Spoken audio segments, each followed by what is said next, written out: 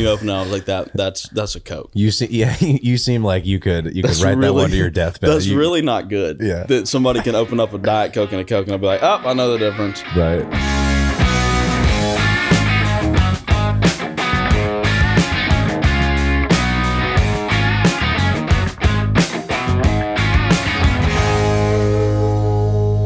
Hey guys, welcome back. New week, new episode. I am so excited for this next guest. He is definitely used to the spotlight after placing runner-up in a show, Claim to Fame, a reality TV show hosted by Kevin and Frankie Jonas. He embarked on his journey to Nashville, where he started writing songs and recording his own music. And after gaining some tractions on socials, he put out a few songs that led him to tour with Meg Moroney. I don't know if you're familiar with that name. On the Pistol Made of Roses tour, then the Lucky tour, and I'm now told there is a Lucky 2.0 tour. He's an avid drinker of Diet Coke. He is a lover of Chili's, and he is bound to make you laugh. Please welcome the man, the myth, the legend, Georgia boy, Logan Crosby. Good morning. How are we doing? Good morning. That was a great intro. Dude, you're rather chipper this morning. I am. I've been up for a little bit. I didn't know if we were gonna get hangover Logan Crosby or ready to go Logan Crosby. Ready to go. I don't drink as much, which is great. That's great. Well, I just remember when we were down in Key West about a year ago. That was maybe a different story for both of our resumes. That was my brother Leroy. Yeah, Leroy. He was out and about. Yeah. Logan was back here. Yeah, how's Leroy doing? Is he Leroy's still going good. strong? Yeah. Leroy's good. He still comes out every once in a while, but not a ton. Not as much as he used to. Sure, he's being kept on a leash. Yeah, now. He's being kept on a leash. Yeah, I love it. He's being watched closely. Exactly. How's the start of the year been, man? Good, busy. We hit the ground running. Cameron Marlowe tour. Yeah, putting out a new song, just rolling. Yeah, it's awesome. And I saw too that you guys just announced the second 2.0 tour for Lucky with Meg. Second leg of Lucky. Yeah, just keep getting luckier and luckier. Yeah, I'm just the luckiest man in the world at this point. Yeah, dude. What's it been like touring with her? Gosh, it's been crazy just because we were friends kind of before anything popped off for both of us. Because so she went to Georgia. I went to another school in Georgia when I graduated high school called Kennesaw State for a year. So like she graduated from Georgia in May of 2020 and I transferred over there in August of 2020. So we just missed each other. But like you've been to Athens. Yeah. So like Athens has a huge music scene, but like not necessarily country music. It's like B-52 came out of there, REM, just a bunch of different like iconic bands have played and come through Athens. But there's not like a big country scene. So when she was in school, she would play like the sorority gig, some of the frat parties. She would play, like, she'd open up for people at Georgia Theater. She tells the story, like, Chase Rice, like, let her open up at Georgia Theater for him, but she had to write a song. So, like, she did all that stuff. So then when she left, I was kind of like the country person in Athens. So I sang it all the same stuff she did. Yeah. So everybody, like, we kind of knew the same people. And everybody's like, you got to meet this Megan girl. And so I think it was Hair Salon is the song that I covered on TikTok, and she reposted it, and like we followed each other on social media, became friends. And then just after that, we kind of hung out a couple times, talked music. And then I guess it was like August of 2022, we went to the Funny Library, had coffee. Yeah. We were talking, she had just got picked up on the Jamie Johnson tour. And she's like, I've never toured. I don't know what's going on. Like, I don't know how this works. And I was like, well, I don't know either. And the TV show had just come out like the week before. So like nothing was popping off for me at that point. And then we got up to leave and I was like, so what are you doing next? And she's like, well, we have this song. It's about football. I don't know what it's going to do, but it's called Tennessee Orange. And then this is it. That's it. Then everything, I think the rest is history. Damn. So you're just at a coffee shop chilling with Meg, getting to know her, and she's like, hey, I got this song. I think it could be legit. Did you, when you listened to it, were you like, oh, that's oh, yeah. One? I was like, this is great. And then it just like took off. Yeah. But it was like, we've kind of known each other before anything happened. I mean, I think I had like 11,000 followers on Instagram. Yeah. I mean, the show had just come out. And like I said, she had just put out Pistol Made of Roses, like the EP. So it was both like about like we were both on the verge of something happening. Yeah.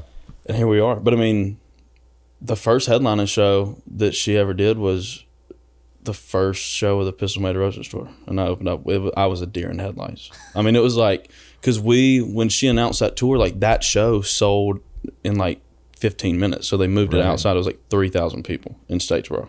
Outside show, big stage. And I was like, okay. Like, let's go do it. That's badass. Like, you had to have been like, I had never played in front of that pants. many people. Yeah. I was just like, holy shit. Dude, that's a big one to get into. It's not like, I mean, even, you know, first show, like a couple hundred people, that's intimidating. But to walk on stage and just see rows and rows of people, Yes. like, that's high stakes, But man. it was great because it was in Statesboro. I like knew there was a lot of my friends, like my family was there, so I was comfortable. But I definitely didn't know anything about live music, touring, anything at that point. So now, I mean, what's that been? 9 months ago, and it's like since then we've just toured just about every weekend. So I feel like I've learned so much. I know I've learned so much just about how to put on a live show.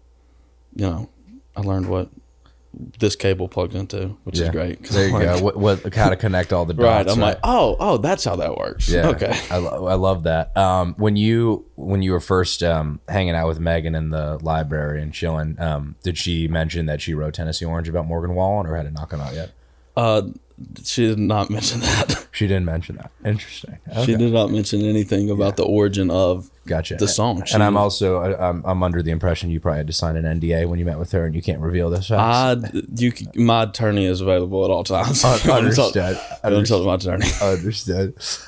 What's crazy is, you know, you moved to Nashville. I know we've gotten to know each other through like mutual friends and writers' rounds and stuff. And you looked familiar when I first met you, and that I like hadn't put the two together. And then I'm like, oh shit, that guy was on a TV show, Claim to Fame, which like basically is it 12 of you on the show, right? And you're all related to a celebrity, and you can't disclose who that is, but you have to guess. Yes. Walk me through the process. Like, how did you get selected for that show in the first place? And like, Yeah, so it was funny. So like, all right, so I'll spoil it for everybody if you don't know. Aldean's my second cousin. So they were like, producers were looking for people to be on the show. They went on his Instagram, found his sister, Cassie, and they like reached out to her, and she's like, hey, like I got 4 kids. I have a farm. I have a job. Like I can't go to LA and film a TV show for however long. And so at that point, I kind of told everybody, I was like, hey, once I graduate college, like I'm going to move to Nashville. Like I'm going to try the thing out and just see what happens. And so she knew that, and she told the producer, she was like, we have a baby cousin that's like trying to get into the entertainment business. So like call him. So I was in a public speaking class at UGA, and my phone went off. It was a phone number from like New York. And I was like, no. So like there was a voicemail. I thought it was a prank. And then like I get a text from the same number. They're like, hey, please call us back when you get a second. So I did.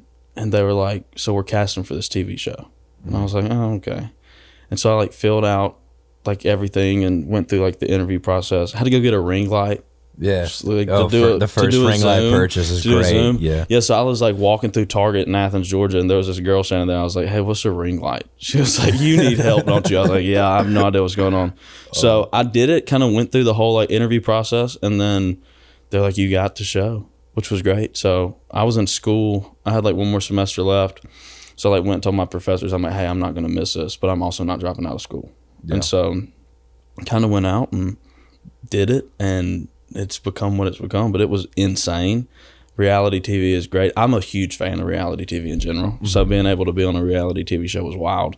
Yeah. But it was cool. And it was bigger than it was a first season show. It was like, we had no idea how big it would be. We didn't know what network it was going to be on, anything. And so they were like, hey, it's on ABC. It comes on right after The Bachelorette during the summer. And I was like, oh shit, like this is going to be something. And it was huge, and it streamed super well on Hulu. If I'm not mistaken, it was the most streamed show on Hulu of the summer of 2022. So it just became a massive thing. So I feel like the reality TV show debate of like how much of this is authentic, off the cuff versus like the scripted stuff behind the scenes. Was it very organized, or like were there real moments where you're just... It was all, there was nothing scripted whatsoever. Mm-hmm. I mean, there was a couple things that like producers would be like, hey, say that again, like your mic was off or something like that. Sure. But outside of that, I mean, it was real.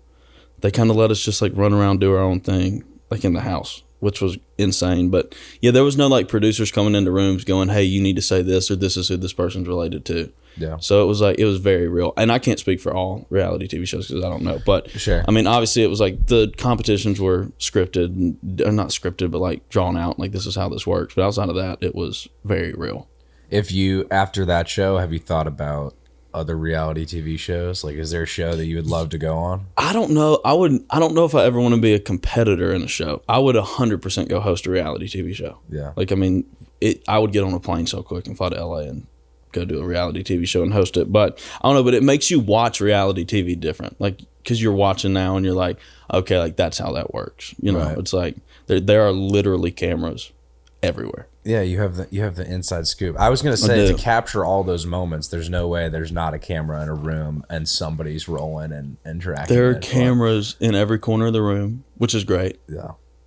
And then there's just people just pop in your room with like 3 cameras in your face, and you're like, oh, okay. But like once you get a couple days into filming, you're used to it. You're like, oh yeah, like whatever. Yeah. So, are you still a little bitter that you came in second place? No, I was cool with. I honestly didn't think I would make it past the first episode, which is funny because all of us like talking, none of us thought we would. But I was like, because my whole thing was, I'm like, I don't know how long I'm going to be on the show. And so from the very start, I was like, I'm related to a country music artist. I'm a country music artist. I sang on the show. Yeah. So I definitely thought they were going to be like, oh, they were just going to start picking out people. Yeah. And then they didn't. Nobody knew country music at all. And I didn't know pop culture well. So it was like... You know, it's funny about that show. I think what made it brilliant is I didn't realize the people had such diverse backgrounds. And I watched a clip where, you know, I think they asked like a clip of an Aldean song. Usually like Drowns the Whiskey. Drowns the Whiskey. And everybody freezes. Like they've never heard that song or even know where to begin. No, they had no idea. And I'm sitting here like, this is the easiest thing, guys. This was a hit, you know. I know, it was hilarious. I had no idea, but I didn't know about like. I mean, there was a clip that I didn't because I was born in 2000, and so like NSYNC kind of had broke up once I got old enough. I just knew Justin Timberlake was Justin Timberlake. So there was a question. It was like, this man had a career with NSYNC before he had a solo career, and I was like, I don't know. I was like, I have no idea who this is. And so they were like, there was lots of overlap. I'm not good with pop culture. I've gotten a lot better. I like keep up. I'm subscribed to a lot of like pop culture like I was gonna pages on Instagram now. Part of your morning read? For sure. I wake up and I was like, okay, what's popping off in pop culture? Okay, cool. I kind of try to keep up now. Yeah, that's awesome, dude. Well, after the show, like obviously you come to Nashville, things are going really well. How is your relationship with Jason Aldean, you know, affected your musical career? Are you guys close? Yeah, super close. It's like there's not a lot of like guy cousins on that side of the family, so we've always been tight. And it was like, I mean, from the time I was a kid, I mean, he popped in like 2005 is when Hicktown like hit the radio and started, you know, doing well, and he got like the Rascal Flatts tour. Yeah. So like I grew up kind of like seeing him on award shows, seeing him on CMT, going to concerts. So it's kind of like I always knew like musically I wanted to do something, but I just never thought I could, which is why I thought I wanted to be an attorney and went to college and all that different shit. But it was like I kind of told him, I was like, hey, I want to do music, and he was like, do it. He's like, why not? And so we had a couple cool conversations before I moved to town, and even before I did the TV show, where I was like, hey, what do you think about this song? Like, what do you think about this? And I think the biggest thing with Jason is like he just, and I tell people this all the time, is like he just answers the phone when I call him. And I'm like, hey, like, what do you think about this song? I need your advice on this. And it's been awesome. It's just been, you know, he wasn't like, hey, move to town, I'll give you a deal. Right. He was like, if you need introducing to somebody, like, you know, I'll help you. But he literally told me when one of the times I, you know, played songs for him, he was like, I don't think you're going to need my help. Like, I think you can go do this on your own. So it's been cool, but it's always been fun, like, having him as just, like, we went to Turks and Caicos like a month ago, me and him and Brittany and the babies. And it's just like we just played each other's songs and demos and just talked about music and talked about touring and different stuff. So it's like being able to do that, and like, I mean, he was the biggest thing in country music. Yeah. I mean, oh my God. I mean, the amount of number ones, the longevity of his career. Yeah, it's been insane. It's like very few people like dominate, you know, a genre like that, like he has for so long. And so just being able to get his perspective on stuff and just like different things has just been super cool. And like that's just been the thing, is like we just talk about stuff, and I just tell people all the time, like that's the biggest thing he's done for me in my career, is just he's just answered the phone when I called him, and he's just been great to me. I love that you have that connection, and I love that you mentioned that, you know, he sort of said, hey man, like based off of my opinion, you're gonna be all right. Yeah. And like kind of let you, you know, do your thing. You know, I hate like the comparison game, right? But like in this town, you know, you don't want to just be known as the guy under Jason Aldean's wing, right? And I imagine like there are a lot of people who are like, oh, he's related to Jason Aldean, so he gets this opportunity or this thing. And I feel like, on the flip side of that, it's like, no, you're trying to be Logan Crosby. I mean, two different, like we're different people. It's like we've got different goals in this whole thing, me and him both. And I feel like the music's different and the way that we have branded ourselves is different. And it's just like, I'm not going to go on stage with a pocket chain and a cowboy hat and sing Dirt Road Anthem. You know what I mean? And he's not going to go out and play my songs. And we're just two different people. So, but I mean, I get the comparison thing. It's like, and that's at the end of the day, I'm like, he is my cousin. Like, that's just a fact. Like, there's no getting around that. Like, he's related to me by blood. Can't unswitch those genes. Right. And so it's like, but no, it's never been a thing where, I've, tried to piggyback off of him or whatever. It's just like I did the show and it was great and it was cool. But there's a lot of people that have no idea that I was on TV. There's a lot of people that don't know I'm related to Jason Aldean. Like I was doing a podcast like 2 weeks ago and the guy had no idea. He was like, because I was like, yeah, Jason. He was like, are you talking about Jason Aldean? I was like, yeah. He's my cousin. He was like, really? I was like, yeah. I mean, so it's like not a known thing. You're probably just like shit, like you're like my boy Jason. Like my boy Jason. We were in Turks and Caicos at Noah's Ark taking shots. And he's like, who? And I was like, Aldean. Yeah. That's awesome, dude. I love it, man. Well, we got much more to talk about. We're gonna be right back here on the podcast. All right, guys, we are back. A good friend of mine, Logan Crosby, is in the studio, and I don't know if you guys have seen Logan on TikTok or Instagram, but this man, you talk about a guy that is an advocate for Diet Coke. Put this guy on the damn can. When did you know that you and Diet Coke were going to be a thing? When did I know I had an addiction? Yes. Probably 17 when I was in high school. How many Diet DCs were you throwing back per day? Back in high school, probably like 2. Just because, I played sports. I ran cross country and played soccer. Yeah. So I was like, I had lots of water. Sure. And so, but then once I got into college, it was over. So you cut out the water and replaced it with more Diet Coke? Yeah, more Diet Coke, which is not good. Yeah. But it is what it is. I mean, what are you going to do? Can you, why Diet Coke over regular Coke? I don't know. My mom drinks lots of Cokes. So, and I mean, we're from Georgia, so that's where Coke, is headquartered and where it was invented. So I feel like it was just always around, like Coke and Diet Coke. I don't know. I feel like Coke has too much sugar in it. Yeah. Hurts my head a little bit when I drink too many. Can you taste the difference between Coke 100%, and Diet Coke? 100%. So this episode of the podcast is called Call Their Bluff. Here's how this works. I have actually... I have a Coke and a Diet Coke, and I want to see if you can actually tell the difference between these two. Yeah. So I'm going to let you make a little blindfold out of this guy right here. Okay, this is... Logan Crosby says he can tell the difference between Coke and Diet Coke. Let's see if he's actually true about that. So we're going to put these here while you get your blindfold on. This is great. If you can get it close enough, that'd be good. And hold on, I got it. And while you're doing that, I'm gonna mix these guys up right here. Okay. Let's see. God, that sounded great. Let me get a crack in front of the microphone too, just so we have clarity here.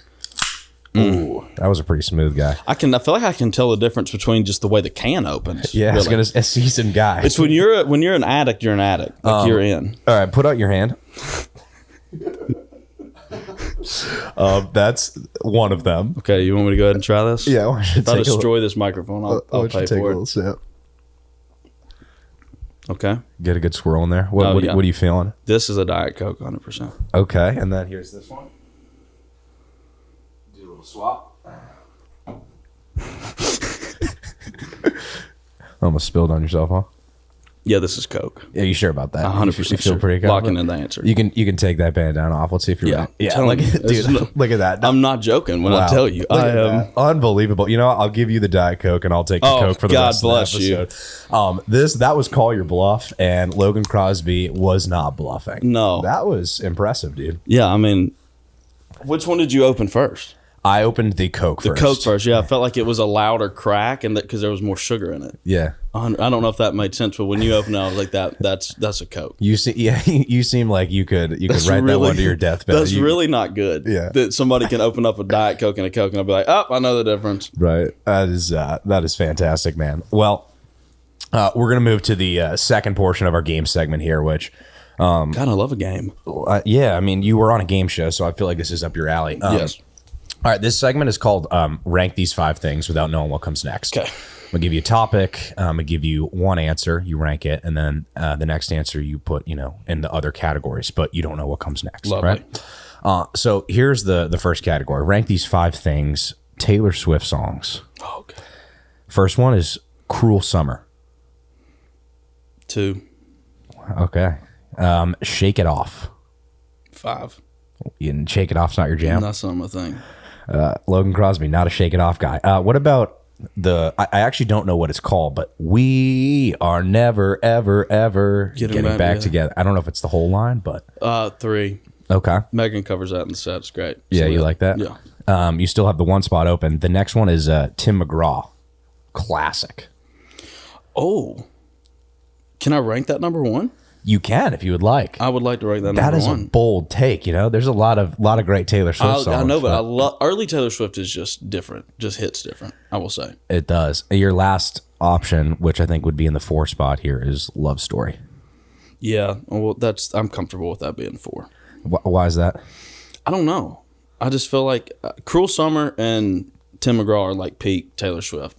My favorite Taylor Swift song though is that one is called "Style." Yeah. Midnight. That's great. Great tune. We can put that in the honorable mention box. Yeah, honorable number want. 6. Yeah, some would say. Yeah. Another category. Rank these 5 things. Category is embarrassing things. Okay. Okay. Mm-hmm. The first one is calling someone by the wrong name. Oh, like 5. I've done that so many times. I'm so bad with those. What about reintroducing yourself? So going up to someone you've already met. That's always the worst. I've done that so many times at like parties, and people are like, yeah, we've already met you twice tonight. I'm like, oh, sorry. Yeah. My bad. Where do you put that one in? The reintroducing yourself? Yeah. I don't know. Probably 4, honestly. Anything with names or like meeting people, it's not good for me. What about farting publicly? Oh, that should have been 5. In public? I don't know. Probably a 2. Yeah. If somebody hears it, that's pretty bad. You can't really play because you can't play it off. Yeah. It's You just got to take that. That came from that chair. Then you're the only one sitting in it. Like, hey, I'm the guy. Yeah, sorry guys. I think you got 1 and 3 left Yes. here. This next one, forgetting a good friend's birthday. Probably 3. Okay. Probably 3. And the last one is just telling a bad joke. Telling a joke that no one laughs. Definitely number 1 for me because I feel like I'm funny, but I'm probably not. But yeah, I crack jokes all the time, and if it doesn't land, because what ends up happening is if it doesn't land, you just keep going, and it just gets really bad. And it's a stand-up bit that just gets worse. You just keep and going, worse. and nobody's laughing, and you're just finally like, all right, I'm gonna leave the room now. I'm gonna exit stage left, and we're gonna act like that never happened. Yeah, that's accurate. That's number 1 for sure. All right, that was embarrassing things, and we got one more, and then we'll move on here. But rank these 5 things. Category is French fries. First one is the waffle fry. I'm gonna give that a 3. Why is that? Well, they're easy to mess up. I feel like if it's just like a regular French fry, you're good. But a waffle fry, you can mess up. But like Chick-fil-A's never messed it up. But I've definitely had waffle fries, and I'm like, this is what they were not on today when they made these. What about a standard fry, a regular standard fry? 2, solid 2. Curly fries. 5. Not a fan. We're gonna have to talk about that. Sorry. Potato wedges. 1. Oh, big potato wedge guy. Yeah. Oh my God. Yeah. I mean, that's a staple in Georgia. And if you get them from if you ever stop at like a gas station, and they have like potato wedges, get them. If you've never done that. What's so good about the potato wedge that makes it a key player compared to the curly bigger? fry? There's more potato. Yeah. So it's just a bang for your buck deal. I feel like that. I feel like it is a better business. Can I ask you, deal. do you only eat in quantity? Me? Definitely. I feel like. Yeah. Yeah, and I'm not a big foodie. So like people are like, oh, this isn't cooked properly. I'm like, okay. Yeah. You're kind of thinking about how big is the plate. How big is the plate? And I don't know. I feel like I eat for nutrition. I don't eat for taste. I don't go to a restaurant and go, oh, this they really killed this mahi mahi. I'm like, no, I just need to eat because if I don't, I'm going to pass out. Right. And the last one there was tater tots, which you're putting in the 4 spot. Yeah, I don't do tater tots really. Tater tots are a pretty polarizing player. Really? I feel like, because I personally love tater tots, but I love them when I have like chicken, like if I go to Sonic, I'll get tater tots and chicken and like the gravy and dip it in, and it's fire. But if I'm having like a burger, I just want fries. I don't want the tots. Fair. Yeah, I just never did tots a lot. But if I do eat tater tots, I want them like extra crispy, like really. Yeah. Like kind of burn them, really. Well, that's the problem. Part of the reason why the tot isn't great is if you get the sort of medium rare tot, it's bad. It's just really bad. It kind of just sits in the mouth, and you can't go play a show after that. No. You're kind of traumatized, really. You need like 1 or 2 business days to like get through the fact that you just ate an uncooked tater tot. Exactly. I'll be back to you next week. Right. I want to talk about on TikTok after you post these videos, and at the end you say something that really I think every American needs to hear, every true American, which is tell your mama I love her. Bye. Yes. What is it about you wanting to tell everyone's mama that you love them? I love the moms.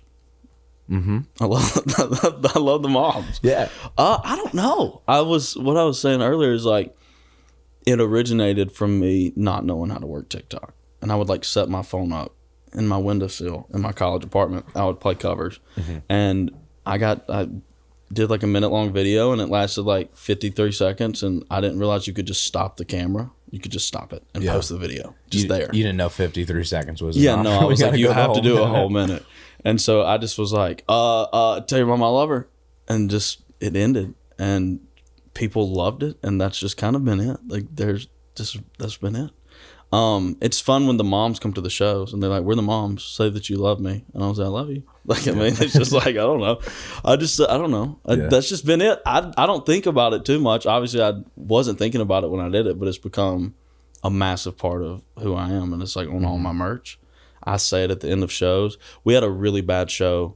I can't remember where it was. It may have been during CMA Fest. And I like walked off the stage and like just was kind of out of it, and I didn't say it, and I got at least 50 DMs from people. They're like, you didn't say tell your mom I love her. I was like, I apologize. I really do. Were people asking for their tickets to be refunded? I know, right? They're like, well, I think it was the Whiskey Jam on Whiskey Road during CMA Fest. I was like, sorry, Ward, if you had a bunch of upset fans after He's got to deal with all that. But yeah, that's just kind of become the thing.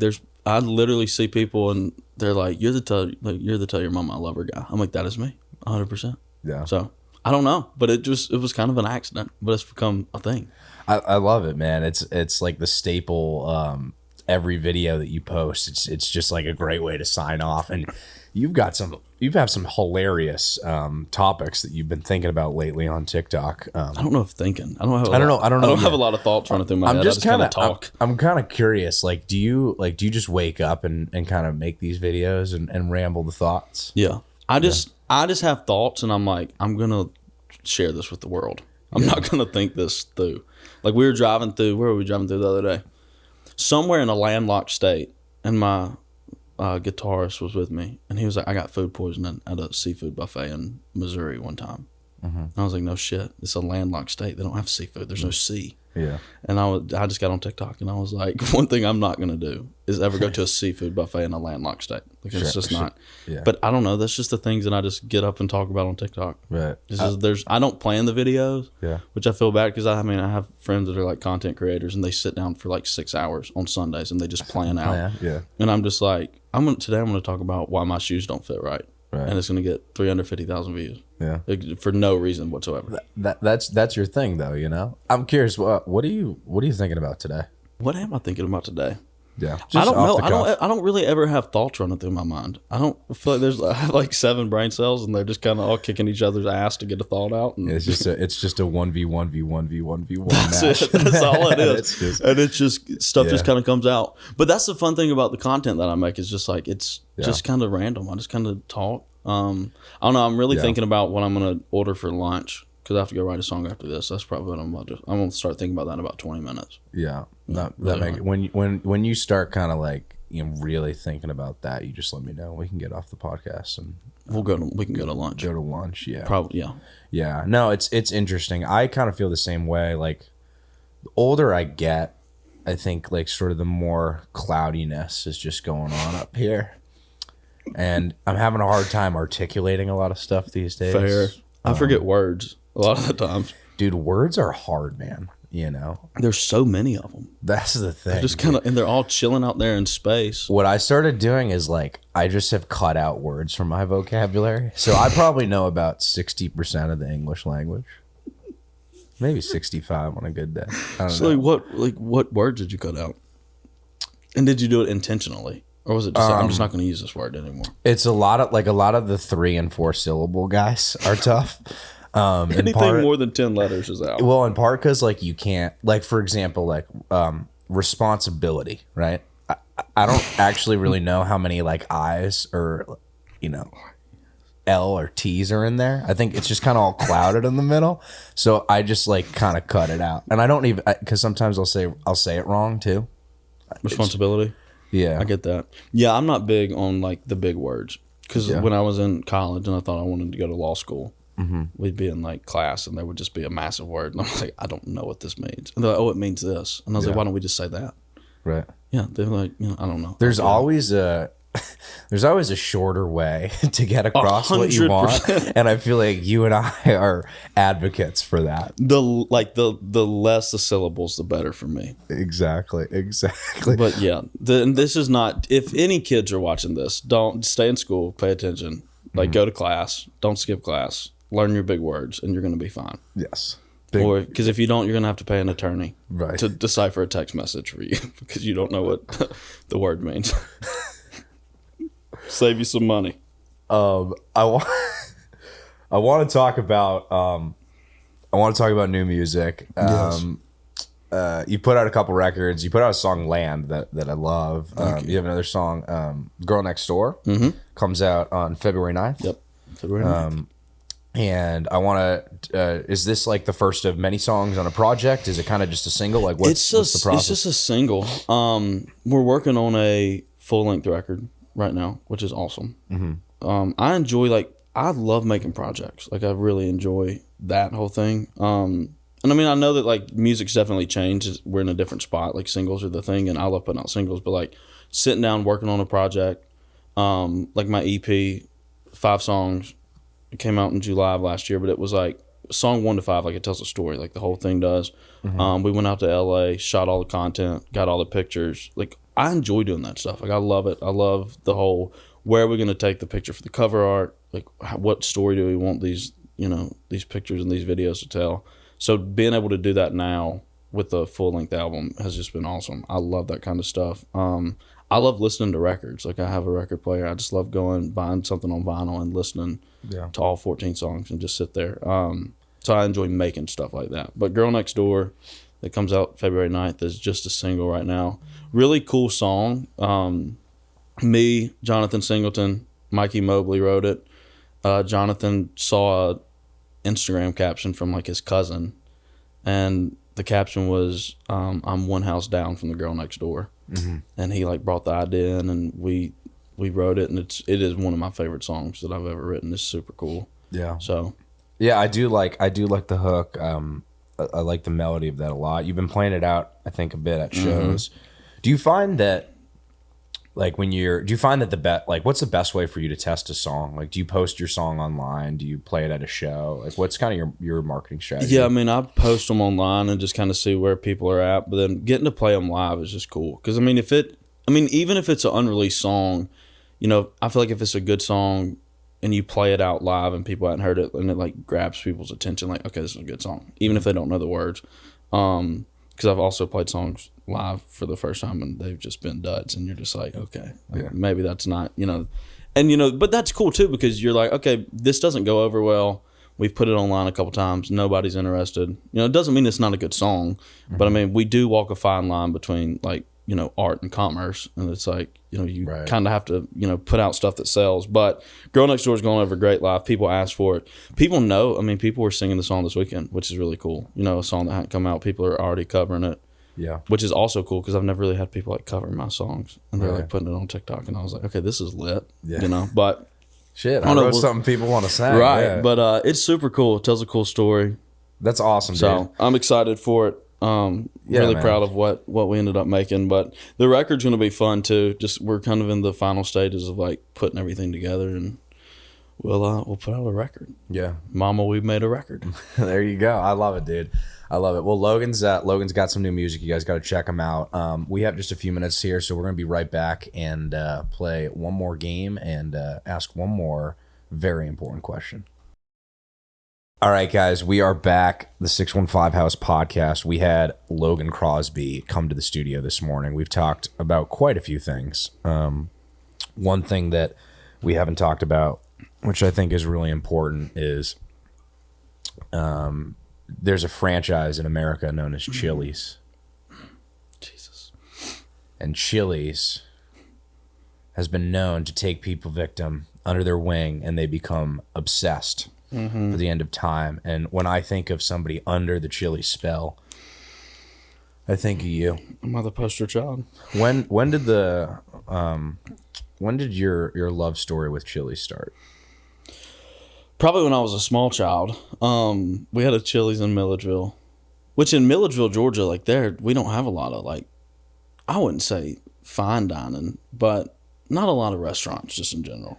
Okay. And so Chili's was a spot. We would go after church on Sundays.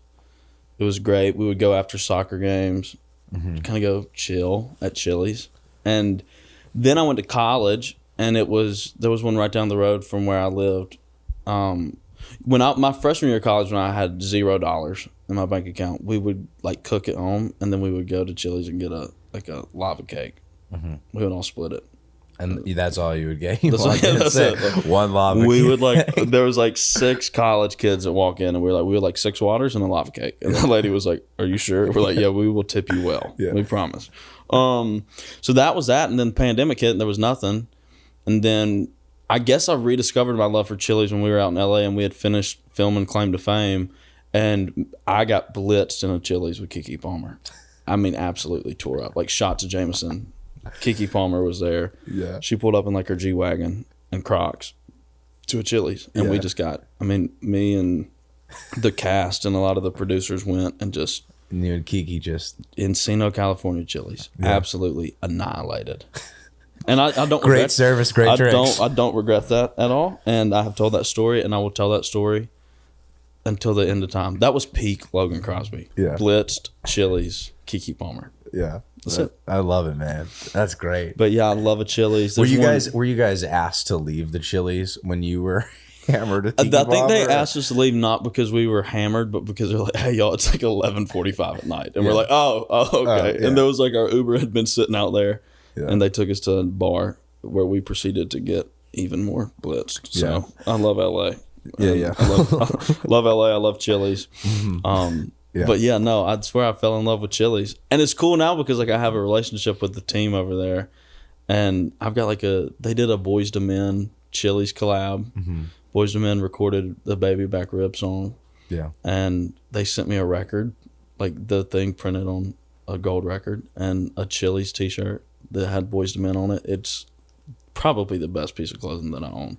But yeah, I have lots of Chili's merch. They make quilts. Did you know that? I didn't know that. Chili's makes quilts. Yeah, which one would not assume. Yeah. I feel like at first glance. But I wouldn't put that. That's not on my sort of card of Chili's merch. But bet you it's pretty warm. It's very warm. Yeah. I used it whenever I moved into my house. They sent me a care package, and that was in there, and I had not bought any bedding yet, so it's just me and a queen size mattress and a Chili's blanket. Bare mattress quilt. Yeah, like quilt. Is this a pillow? What is this? Yeah, a couch pillow.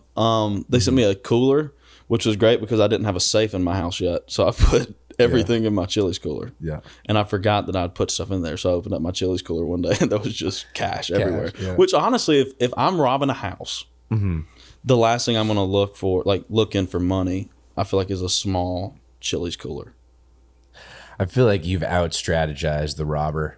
Because at that point, yes. Let's say I'm going to rob you. Okay. I'm going into your house. I'm probably going bedroom first and looking nightside table for any sort of jewelry. Maybe I kind of rip around into the bathroom, see if there's a safe nearby. But I'll tell you what, I am surely passing the Chili's cooler, thinking there's nothing in there but maybe like some leftover beer from the night before. Right, exactly. Yeah, you know? Yeah, it was sitting in my music room. And just kind of chilling in there with all my guitars, and it's like I just feel like you're not gonna look in there. Yeah. So it was smart of me to do that But it was also, I forgot that I put stuff in there, so that was not smart. Probably one of the moments we saw those 7 brain cells actually honestly, actually connect. Honestly, that day only 5 showed up to work, so it was like, Right. Well, we do have some good friends over at Ariat that have sent me this apparel country western brand, and they like to help us out with this segment. This is rapid fire questions. Oh, I love rapid fire. So we're gonna get these up and running, and we're gonna put Matt over there, producer Matt. We're gonna get 60 seconds on the clock. You might have seen this before. Something tells me you're gonna be pretty good at this, because the key here is not to think, just go. 60 seconds on the clock. Here we go. 3, 2, 1. What was the last thing you bought on the internet? NFL football jersey. Describe yourself in 3 words. Funny, bright, driven. Sourdough or wheat bread? Wheat bread. What's the weirdest food combination that you have actually enjoyed? Probably eggs and mustard. What's the dumbest sport? I'd pass. I don't want to be controversial. Golf. What's a good ratio of beers or drinks to water at a bar? Honestly, 1-to-1, but usually it ends up being like 12-to-1. Yeah, I think the Logan Christmas party would agree. Mm-hmm. Would you rather cuddle a baby panda or a baby penguin? Panda. Name a woman. Taylor Swift. That took a while. And last question. If there was a movie made after you, what actor would be playing the role of Logan Crosby? Probably Jim Carrey or myself. I've You're been gonna on TV. cast yourself. I'm going to write my own movie and cast myself. Can't get off the screen. I love it. That was 60 seconds rapid fire questions presented by Ariat. That was lovely. That was great. That was great. That really was great. I enjoyed that. Taylor Swift. Yeah. Took you a minute to name a woman there. It did, because I've seen on TikTok where it's like, name a woman, and somebody's like, my mom. Yeah. And it's like, no, like a famous woman. So I didn't want to clock myself out and be like, my manager, and it's like, no, a famous person. Yeah. No. That's Taylor Swift. I feel like Taylor Swift is also the most famous person in the world right now, and woman. It is pretty crazy how much attention. I read this article the other day that the NFL, I think, made like $363 million off of like all of the advertisements collectively, right? Of her just showing up to the games. Yeah. I mean, it's insane. The fact that you can just show up to a football game and move the U.S. economy by that Literally. much. I mean, it's insane. She is the biggest. I feel like she's like the biggest pop star of our time. I didn't think it could be done like, since like maybe Elvis, right? Or like right. Like Michael Jackson had his thing before the thing. But she's doing it. She's doing it. Who's your I don't want to, this isn't my podcast. No, go ahead. Are you going to take over? Go ahead. You can take over. No. I just want to ask one question. Who is your favorite like celebrity? Oh man, that's a loaded question. And why? I figured that would come. I really, I personally like Dwayne "The Rock" Johnson a lot. The reason being, I think he does a lot with this platform to like promote positivity and like motivation. Matthew McConaughey, I'm starting to read his book, Greenlight. Somebody actually recently on the podcast, it was Connor Smith recommended that I read Greenlight. And I decided, okay, I'm gonna give it a shot. So I love Matthew McConaughey. What about you? Who's your favorite celebrity? Favorite celebrity?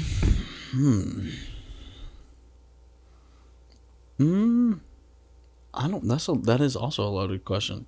Of all time, probably Elvis. Mm-hmm. God rest his soul. My grandma lived on Elvis Presley Boulevard. Really? Yes. So where is Elvis Presley Boulevard? Soperton, Georgia. Interesting. Yeah. So big fan of Elvis. Yeah. So when the movie came out like 2 years ago, I like flipped. Yeah. And then like I met Austin Butler very briefly through like a FaceTime. What was your interaction with Austin Butler? I dressed up as Elvis. So this is the thing. So I dressed up as Elvis for Halloween. I almost said Thanksgiving.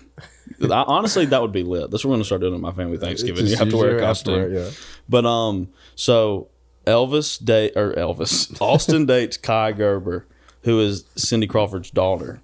and Cindy Crawford's niece was on Claim to Fame with me. Gotcha. So we all followed each other Yeah. on social media, and I dressed up as Elvis. And I was like, hey, Kai, look at me. I'm dressed as Elvis. And then Austin came over, and he was like, you look great. I was like, thank you, man. I appreciate it. It was the worst Elvis costume you've ever seen in your life. I had sideburns. Like, I'd shave my face, have sideburns. It was terrible. Yeah.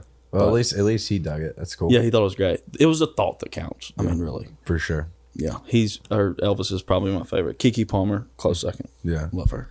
Yeah, shout out Kiki and shout out Chili's.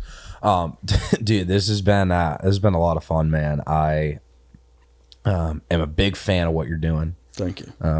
Both, as an artist and just as like a brand, and you're making people laugh, you're making people sing. It's really great, dude. It's awesome. What are you most excited about this year?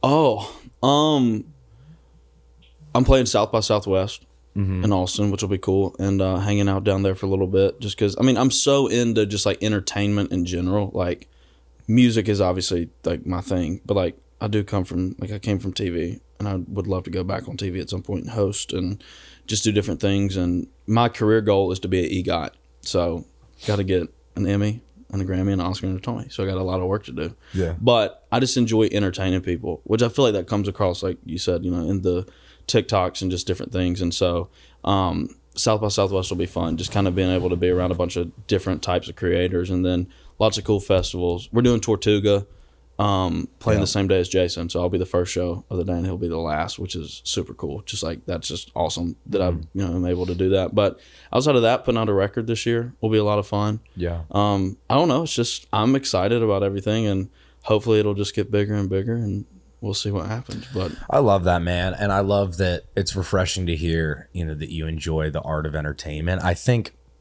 I've had quite a few people on this podcast and friends that have expressed the frustration of, for anyone that's not an artist out there, it can suck. Yes. And the reason is you got to post 18 freaking TikToks a day, and you got to post 7 Instagram reels and take a photo shoot and write a song and do this press and all this stuff. And nowadays I feel like there's so much we're doing outside of just writing the music. 100%. It can get really overwhelming. But at the same time, I think you have the power now to sort of be your own brand, right? And like, your artistry isn't just, your music. It's everything you put online. Correct. How have you dealt with that process of just being like overall entertainer, artist, the whole different thing, or just how have you this is the last thing I want to talk about, but like, how have you been able to balance all of the different avenues of what it takes to be an artist? I think the biggest thing is, and I mean this when I say this, and I know everybody says this, and I genuinely think everybody means this, but I mean this with everything inside of my human being when I say this, is like, I love my fans. I love those people. I would take a bullet for all those people. And so it's, when I get up, it's not oh, let's go write a song, or oh, let's go make content, or oh, I have to go do this. It's like, I'm doing this because I love those people so much. And I feel like we all, share something, in common. And it's like, now that I've, really figured out, being on the road, I feel like is the only way to really figure out who your people are. And so it's like, now that I've done that for a year, and I've been so blessed to be able to go out with Megan twice and Cameron now, and then Megan again, it's like, I know who those people are. They come to the shows, they sing the songs. And it's like, when I wake up in the morning, like, they're the literal first thing on my mind is like, what am I going to do today to give them something, a song, content, make them laugh, like whatever that is. And it's like, when you see those people at shows, or when they, DM you and it's like, hey, like, this song means this to me, or, I'm going through this, and your content or what you're doing is like helping me get through it. Like, that's the reason that I get up and do it. And so like you said, it does suck.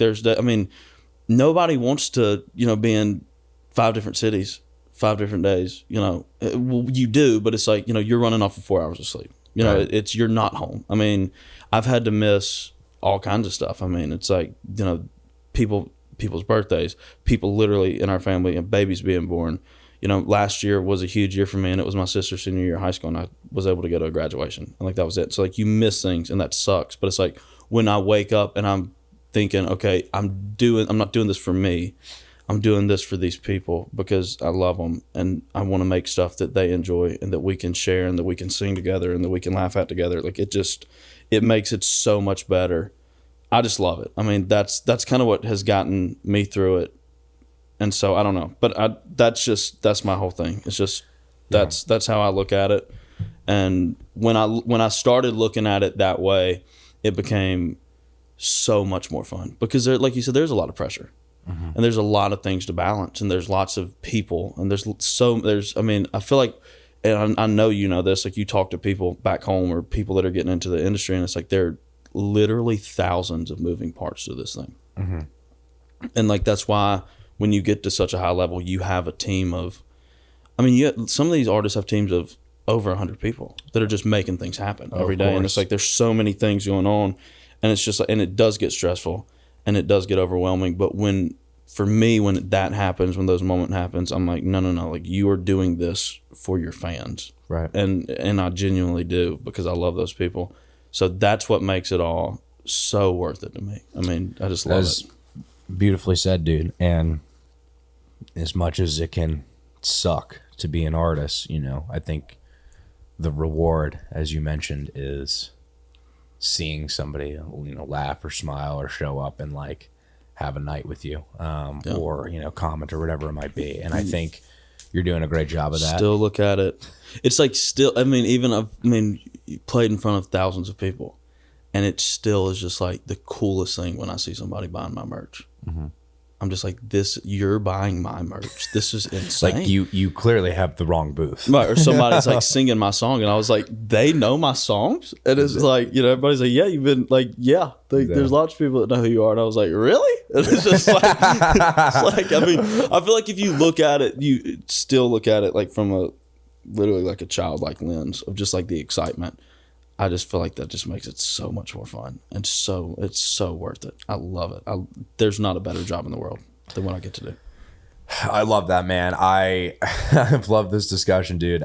You're a fun hang to talk to, man, and I'm rooting for you, dude. Thank you, brother. Thanks to everyone for tuning in. We're gonna be back again next week with another episode, and make sure you guys check out Logan Crosby. Logan Crosby's on all socials. New music coming out, including Girl Next Door on February 9th. Thanks again, dude, and we'll talk soon. Yes, sir.